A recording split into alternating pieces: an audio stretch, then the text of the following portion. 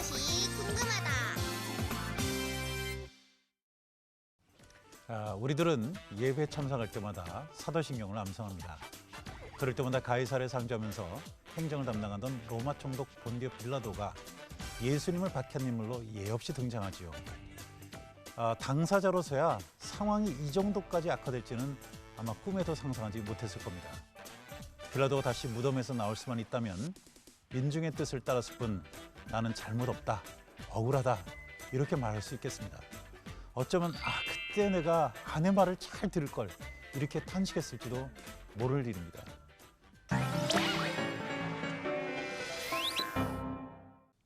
어쨌든지 기독교인들에게 빌라도는 매주 반복해서 인정되는 틀림없는 역사적 죄인입니다.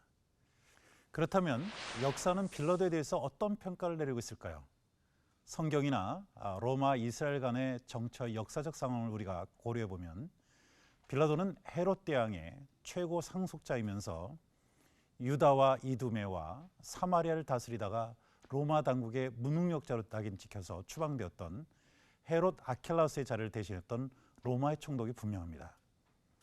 여기서 잠시 로마 총독이 팔레스타인 지역을 어떻게 다스리게 되었는지 살펴보면 예수님 태어날 당시에 지배자였던 헤롯 대왕이 BC 4년에 세상을 뜹니다. 실질적인 소유주는 아니지만 영토를 세 아들에게 물려줍니다. 대충 말씀을 드리면 팔레스타인의 남부와 중부는 아켈라우스, 그리고 갈릴리는 예수님이 여우라고 불렀던 안티파스, 그리고 북동부는 필립의 소유가 된 겁니다. 그런데 문제는 아켈라우스입니다. 정치를 잘 못해서 그 자리에서 쫓겨납니다. 이후로는 로마 총독이 다스리게 되었고 그래서 빌라도가 등장했던 겁니다. 이런 과정을 종합해 볼 때 역사에는 가정이 있을 수 없다고 이야기를 하지만 빌라도에게는 아켈라우스를 대신하는 일이 기회이자 더할 수 없는 비극이 시작됐다고 할 수 있겠습니다. 그런데 여기서 우리가 한 가지 더 짚어봐야 할 것은 유감스럽게도 빌라도는 역사적인 문헌상으로는 실존 인물이 아니라는 겁니다. 빌라도에 대한 기록은 성경 말고는 어느 문서에도 행적이 기록으로 남아있지 않았기 때문입니다. 1961년의 일입니다. 이탈리아 밀라노 출신 고고학자들이 현재 텔아비브 북쪽에 위치한 가이사랴 지역을 발굴합니다. 30년 동안 헤롯을 비롯한 여러 사람들이 건축한 극장의 발굴에 전력을 다하죠. 흙과 모래를 걷어내니까 계단과 돌이 나타났습니다. 그때 예상하지 못한 귀중한 기록이 함께 모습을 드러냅니다. 폭이 68cm, 높이 82cm, 그리고 두께가 20cm 정도의 석회암 보도석이었는데 그 한쪽에 극장을 방문한 수많은 이들의 발길과 세월을 견딘 네 줄의 글귀가 뚜렷했던 겁니다. 내용은 이렇습니다. 계속해서 두 번째와 세 번째 행을 복구하는 것 역시 어렵지 않았습니다. 내용을 전체적으로 정리해 보니까 예수님 처형에 동의한 로마의 유대 총독 본디오 빌라도의 기념비였던 겁니다. 티베리우스의 항제를 기념하려고 티베리움이라는 신전을 건설하고 나서 그 과정을 글로 새겼던 거죠. 보도석 발굴자들은 처음에는 그 돌에 대해서 별다른 관심이 없었다고 합니다. 그런데 1세기의 유대 지역의 총독이면서도 기록이 전혀 남아있지 않아서 존재를 의심받았던 빌라도의 이름이 언급됐다는 게 밝혀지면서 석회암 보도석은 무엇보다 아주 귀중한 돌이 되었습니다. 그렇다면 우리가 한번 생각해 봐야 될 것은 빌라도의 성격이 어땠을까 하는 겁니다. 우리가 문학이나 영화를 보게 되면 대체로 우유부단하게 묘사가 됩니다. 예수님 재판 과정에서 어정쩡한 입장을 취했다는 게 근거라는 거죠. 하지만 이것은 역사적인 사실과는 다른 것 같습니다. 1세기에 주저된 동전의 문양을 보면 빌라도가 소심하지 않았다는 것을 분명히 알 수가 있습니다.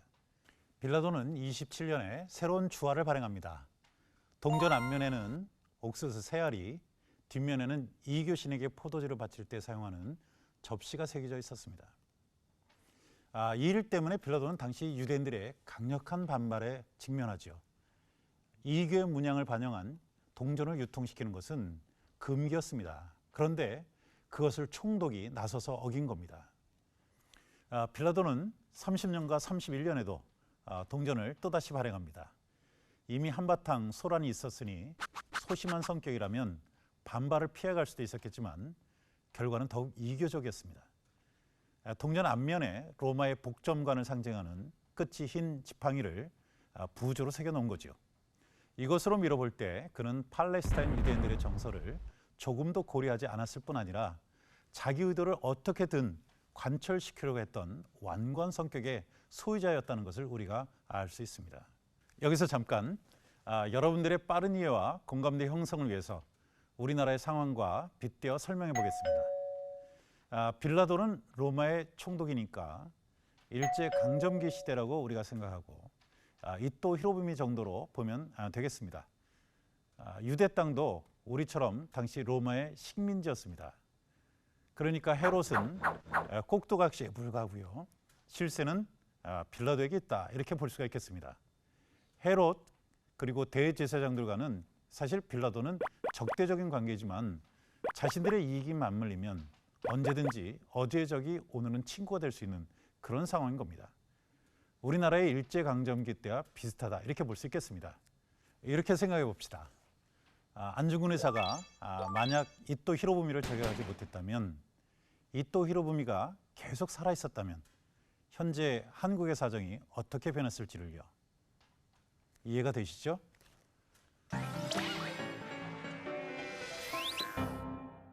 이렇듯 한 사람의 결정은 참 중요합니다. 빌라도는 본인의 의지와 상관없이 외압에 의해 벌어진 일이라고 하지만 그렇다고 해서 면죄부를 받을 수는 없는 일입니다. 자신의 입지 구축을 위해서 제사장들과 정치적 거리를 행했던 빌라도의 그 이중성. 그런데 어찌 보면은 빌라도의 모습은 현재 우리 안에도 얼마든지 찾아볼 수 있지 않을까요?